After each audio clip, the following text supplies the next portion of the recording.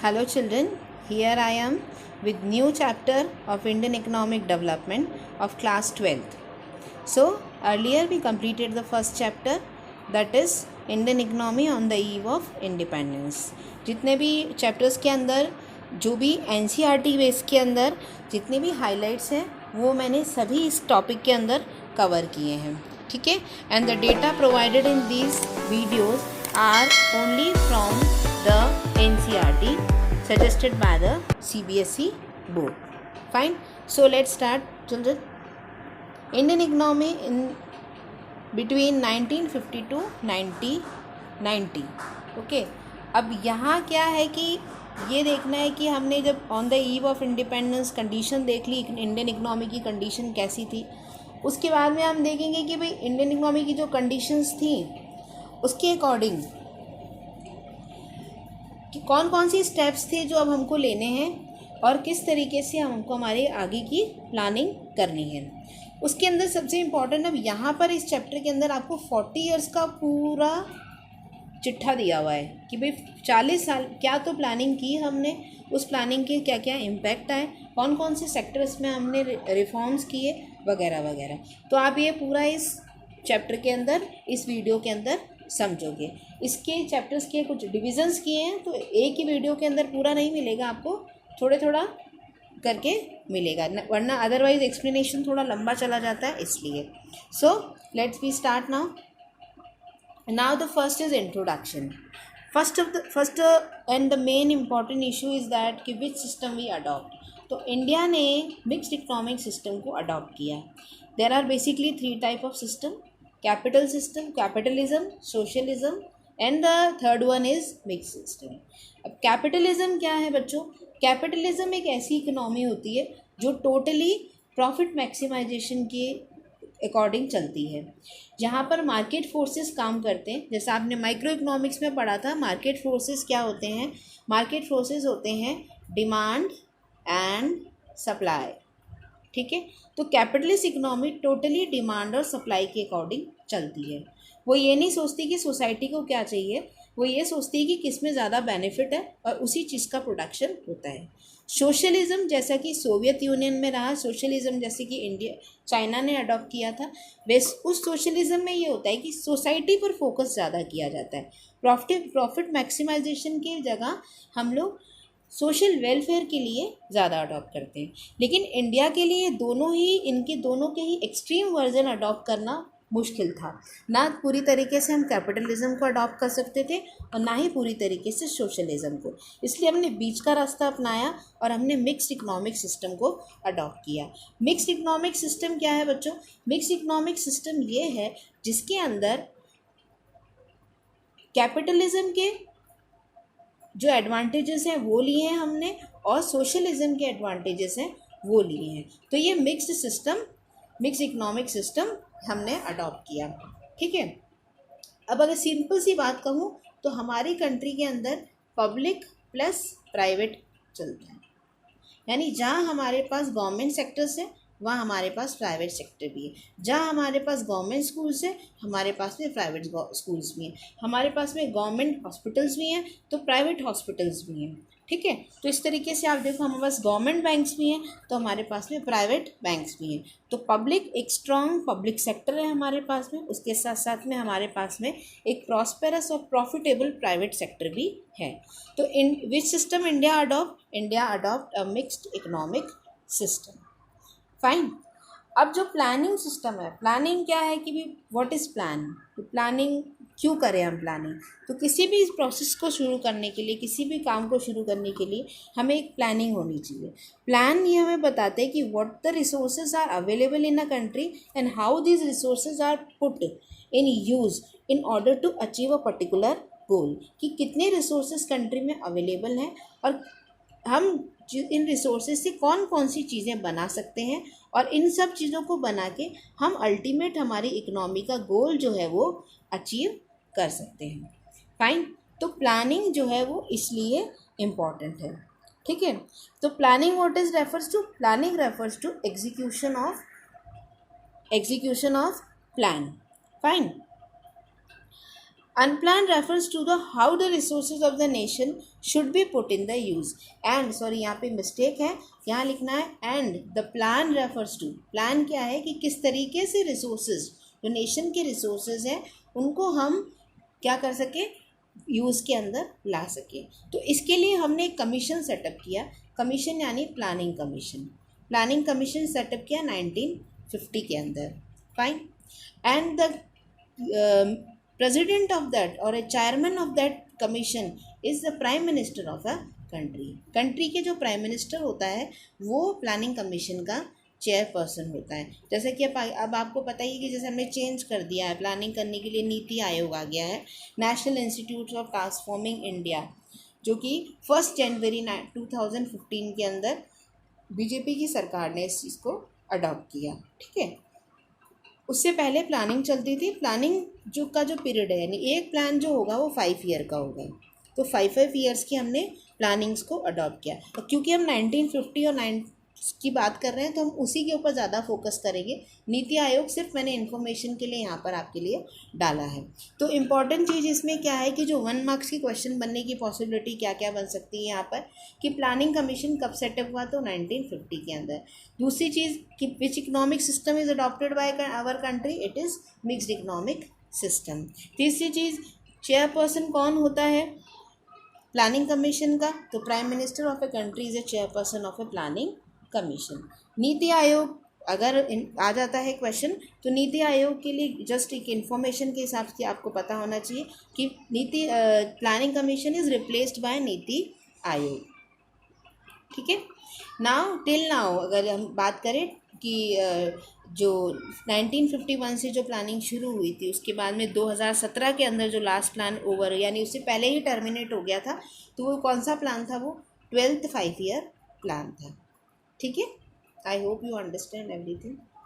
Now why planning, planning क्यों करें planning. ठीक है, तो सिंपल सी बात है कि मैंने जैसे आपको पहले ही बताया, why planning, for the optimum utilisation of resources available, जितने भी रिसोर्सेज अवेलेबल हैं उसका ऑप्टिमम यूटिलाइजेशन हो, to increase the rate of capital formation बढ़ सके, to promote social interest over individual interest. Society का एक पर्टिकुलर एक सेक्शन ऑफ सोसाइटी का ना हो के पूरी सोसाइटी का क्या हो, डेवलपमेंट हो, प्रमोशन हो। इकोनॉमिक स्टेबिलिटी रहती है, इकोनॉमिक इक्वालिटी रहती है। अगर हम किसी भी चीज़ को प्लान के थ्रू करें तो एक स्टेबिलिटी बनी हुई रहेगी और एक इक्वालिटी बनी हुई रहेगी। इसीलिए प्लानिंग जो है वो इम्पॉर्टेंट है for optimum utilisation of resources, to increase the rate of capital formation, to promote social interest over individual interest, and economic stability on economic equality। ठीक है, ओके, आगे बढ़ेंगे। तो goal of 5 year plan, planning बिना गोल के नहीं होती है। अगर आपका प्लानिंग आप कर रहे हो तो पहली बात आपके पास में गोल होना चाहिए। किसी पर्टिकुलर गोल को अचीव करने के लिए आप प्लानिंग करते हो। तो we have 4 goals of 5 year plan. हमने 4 गोल्स रखे थे।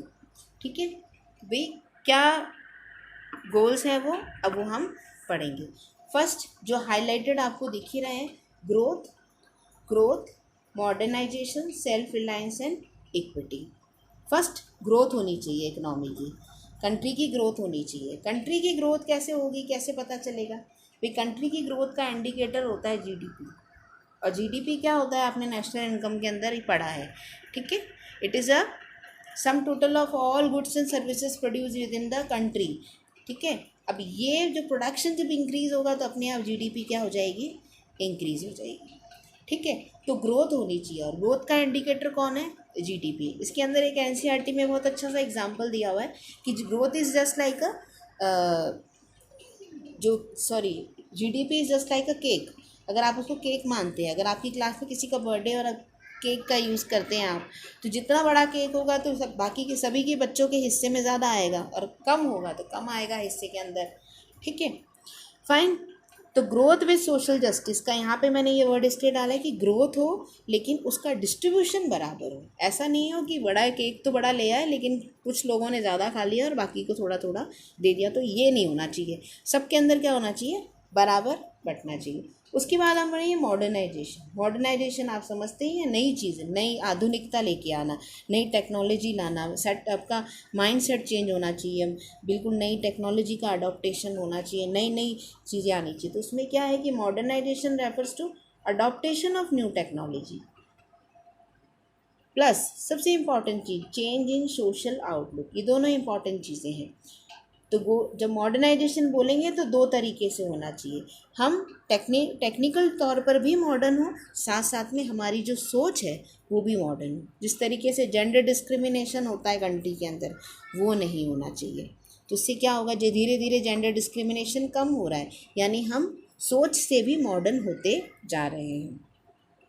सेल्फ रिलायंस की बात करेंगे तो सेल्फ रिलायंस का मतलब है ग्रोथ और modernisation by using own resources, by using own resources. ये ऑन लिखा है, ये है ओन रिसोर्सेज, खुद के रिसोर्सेज का यूज़ करके हमें ग्रोथ और मॉडर्नाइजेशन करनी है। डिपेंडेंसी, अदर कंट्रीज़ पर डिपेंडेंसी को ख़त्म करना है। जिस तरीके से हम पहले आज़ादी के से पहले डिपेंड थे अदर कंट्रीज़ पे, वो डिपेंडेंसी ख़त्म करनी है। जिन रिसोर्सेज को हम हमारे सेल्फ में अपनी कंट्री में प्रोड्यूस कर सकते हैं, उन रिसोर्सेज को हमें हमारी कंट्री में ही बनाना है। ठीक है, एक तरीके से कह सकते हैं कि इंपोर्ट को सब्स्टिट्यूट करना, इंपोर्ट को कम से कम इंपोर्ट करना। ठीक है, तो जो हमने फर्स्ट 7 प्लान रखे थे, प्लान्स लिखा है यहाँ पे, 7 प्लान्स जो गिव थे, इम्पोर्टेंस किसको दी थी, सेल्फ रिलायंस को। This is consider as necessity in order to reduce our dependence on foreign country. इससे क्या होगा, हमारी अदर कंट्रीज़ के ऊपर डिपेंडेंसी है वो क्या हो जाएगी, कम हो जाएगी। इक्विटी, इक्विटी है लास्ट में। इक्विटी का मतलब क्या है, सबको इक्वालिटी। अगर ग्रोथ हो रही है, मॉडर्नाइज भी हो रहे हैं, तो इन दोनों का इम्पैक्ट इक्विटी पे भी आना चाहिए, यानी सभी की ग्रोथ हो, सभी मॉडर्नाइज हो, सबके सोच के अंदर, यानी सबकी सोच सोशल आउटलुक के अंदर चेंजेस आए। प्रॉस्पेरिटी जो है वो कुछ एक पर्टिकुलर सेक्शन को ही ना मिले, प्रॉस्पेरिटी जो है वो पुअर सेक्शन के भी मिले, और जो प्रॉस्पेरिटी है उसको गरीब भी इंजॉय करे और रिच भी इंजॉय करे। Every Indian should be able to meet his or her basic needs. हर इंडियन को उसकी बेसिक नीड्स मिलनी ही चाहिए। ठीक है, तो हमने इसमें में पढ़ा, इसमें मेन इंपॉर्टेंट चीज़ें जो हमने पढ़ी वो है कि